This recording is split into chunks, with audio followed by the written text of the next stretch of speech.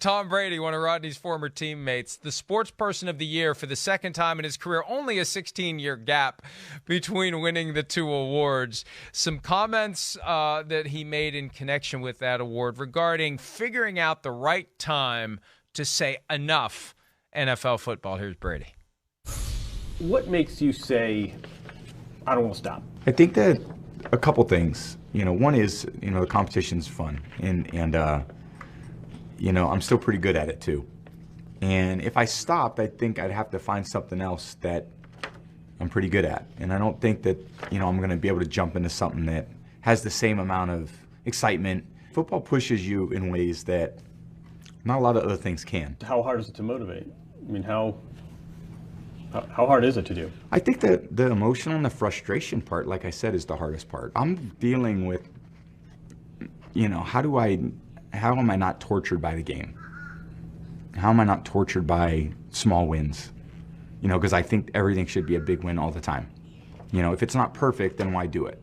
That's kind of why. If the game plan's not perfect, why should I do it? If the plays aren't perfect, why should I do it? If the pass isn't perfect, why should I do it? And I think that's a little bit of the torture. And I think the perspective on that is, if you don't get a chance, like I imagine not playing, and I imagine me watching football on Sunday going, man, these guys suck.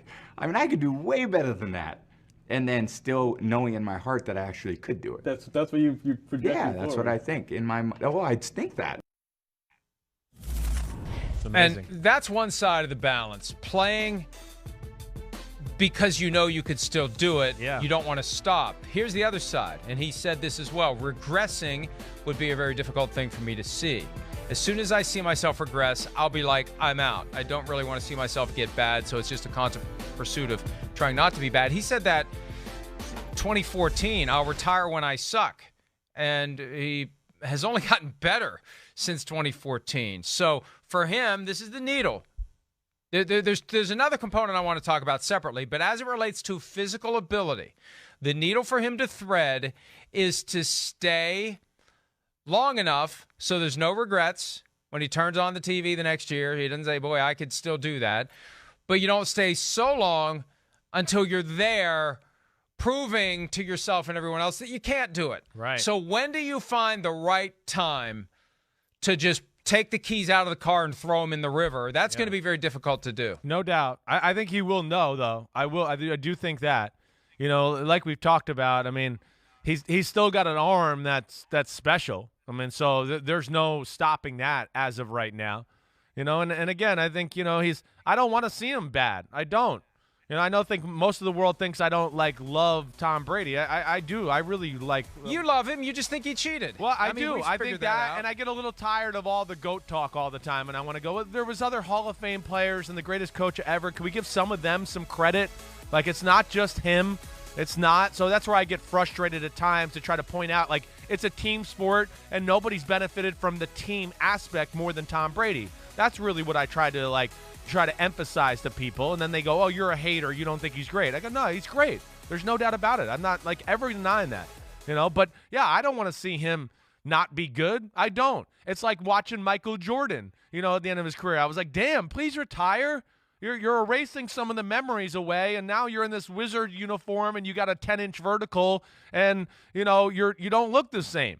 It's getting that way for LeBron James right now in L.A. I start to watch a little basketball right now where I go, I don't know. It might be coming to an end here. Please retire maybe here soon because I don't want to have these memories. And I understand that from Brady. The thing he has, compared to maybe some of the guys in other sports, a.k.a. like a Jordan, all right, something like that, would be, he's still in a great team. And the thing that he can do really great, which is throw the football and make decisions, does not get affected by the things that are starting to go downwards a little bit, whether it's him hanging in the pocket and wanting to get hit or hanging there and get hit to make the throw, right? We've shown plenty of examples of that's an issue with him, especially here later in the career. Maybe not quite the greatest athlete he used to be, but he's in a sport and on a team right now that those weaknesses that he has at 45 years old or 44, however old he is, they don't get really shown. It's like if Michael Jordan could have played basketball and you would have gone, hey, don't guard him. Just let him shoot his fadeaway jumper from the baseline. I go, well, he can play forever. He'll keep knocking those down, definitely. And that's where Brady is. He's in a situation where the team's great, they protect him great, they got a great scheme, and then his decision-making and throwing is still top-notch. So why give it up right now? Why? And I don't see any – it's not coming this year, and it's not coming – he's coming back next year with the way he's playing. I mean, crap. Damn guy's going to win the MVP of football this year right now, it looks like.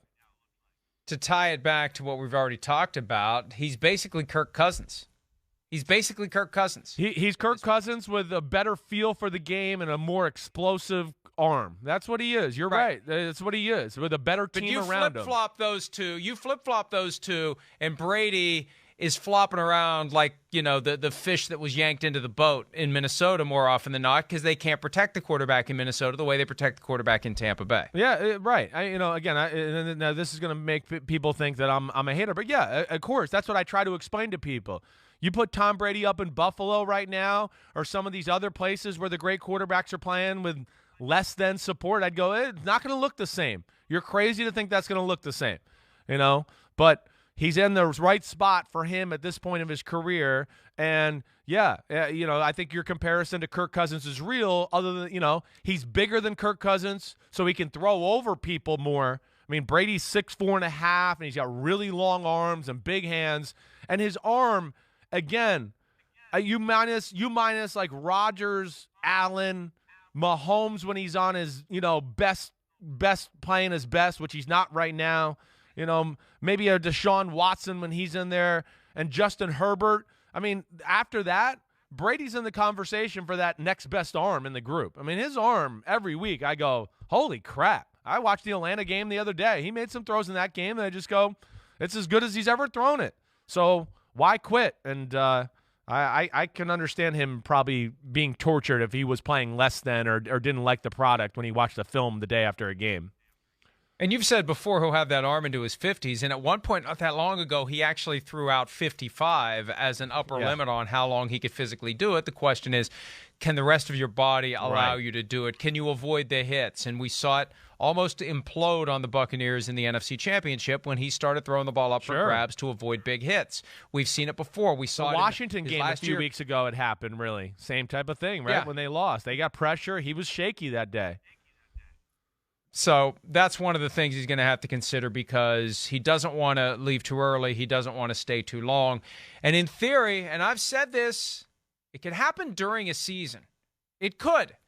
It just doesn't happen between February and July, because he's constantly working. That's the thing. He doesn't shut it down.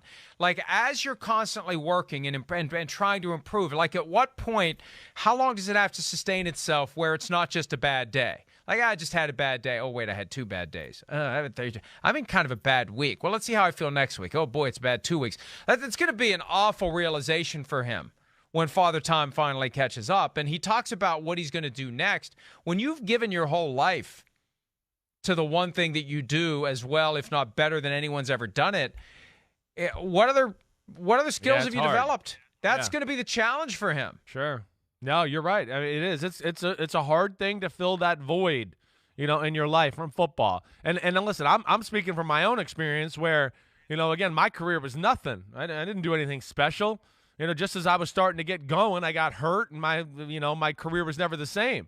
So, but I know, as I've told you before, when my career ended, I felt like I lost a family member. I mean, I was devastated for a long period of time. I was crying on Sundays. Hey, my dad, he did have a great career, 15 years.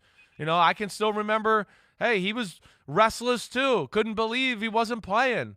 The year after he retired or didn't play for the Giants after they released him, my dad being one of the first salary cap casualties in the history of football, he wrestled with the idea of coming back. And I couldn't play football because it was my 8th grade year and I was too big to play. So he stayed in shape because he almost signed with Tom Coughlin of the Jaguars. He went to Cleveland to sign with Belichick and company, but the Browns were broke at the time and they couldn't even pay him. And he wasn't going to move the whole family for like the league minimum. So we had that, but he was still, my dad was still like, man, I could still play. This is crazy. And I would go over to the field and catch footballs for him so he could keep his arm in shape and stay ready. Almost went to Arizona with Buddy Ryan and the Cardinals. So that's going to be a tough thing for Brady. Him more than anybody because of how long he's done it, how much of a perfectionist he is. I would think the void really is going to be, a tough one to fill for him, maybe more than anybody in the history of football. I have two more points that I want to make, but I can't let the comment that you made go that you were too big to play football in 8th grade. What the hell does that mean? Because, they have weight limits and things. So in 7th grade, I went into 7th grade at probably 5'4", and I got to 8th grade and I was 6'2". I grew 10 inches in a year, and I had to lose 10 pounds to play offensive line for 8th grade football. And I was skinny and had feet the size of Ronald McDonald. And my dad was like, we're not going to make you lose 12 or 14 pounds to play line. That wasn't going to happen. So, that's what I did that year. And I learned to throw the football a little bit better. I started varsity as a freshman in high school, but that's what my life was there that year. It was a great year. We had a weight limit. We had a weight limit on who could carry the ball, who could handle the ball. Right. But there was no weight limit on who could, get down in the trenches and throw guys around. Maybe there should have been. I don't know. Okay, so there was something else that he said. It came up a little bit in what we played earlier, his sit-down with John Wertheim, and he said some more along those lines. It made me think of someone else. If anything, the most challenging part is the emotional aspect of football for me, Brady told Wertheim. When we lose, it's depressing. When we win, it's a relief. It's not like the joy, the happiness, it's a relief.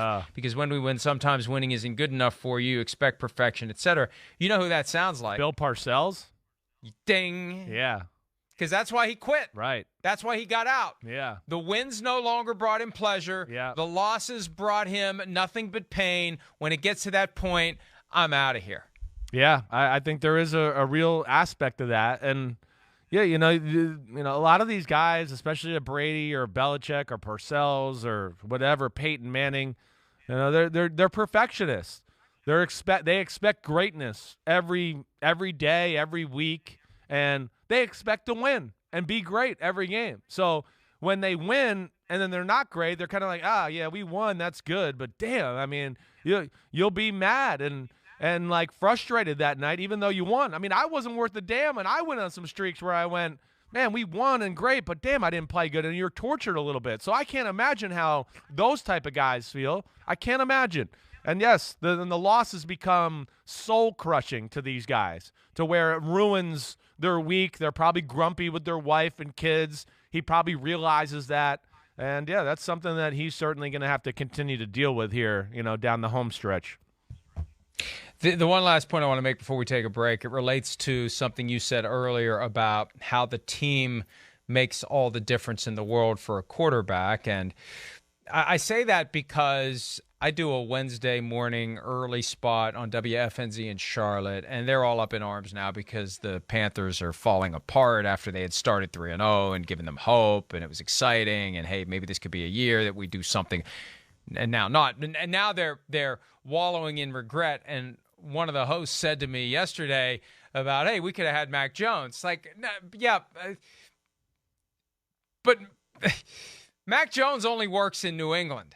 And we're going to potentially have an early career Mac Jones that looks a lot like early career Tom Brady.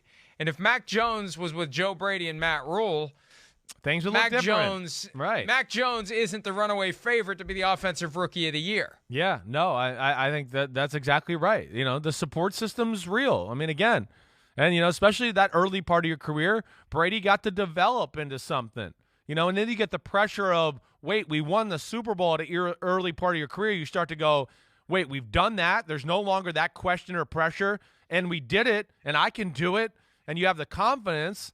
And that's where you look at most all-time great quarterbacks. Most of them got a Super Bowl win kind of earlier in their career.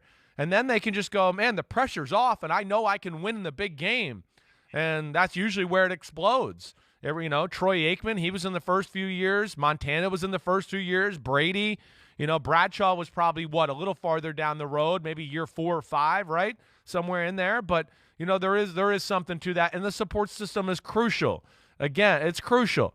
I mean, if people don't think Dan Marino, I mean, he's a great example. Come on. He's definitely one of the 5 or 6 greatest quarterbacks in the history of football. You put him on the 49ers, you put him on my dad's Giants, he wins Super Bowls, period. Like, it's unfortunate. He just never had that team around him. And that is part of the sport. And you're right, Mac Jones would not be the same if he was in Carolina. It would not be the same story. Hey, I think they thought the 49ers were going to take Mac Jones, so they made the move to get Sam Darnold because they didn't think Mac Jones was going to be on the board then. They coached Mac Jones in the Senior Bowl. I remember them making the comments about how special they thought he was and everything. So, I'm sure on draft day they were like, what? They're taking Trey Lance, and we could have had Mac Jones? Oh, crap. But nobody expected the 49ers to do what they did. Hi, I'm Mike Tirico, and thanks for watching. Make sure to hit subscribe for the latest news and highlights from NBC Sports.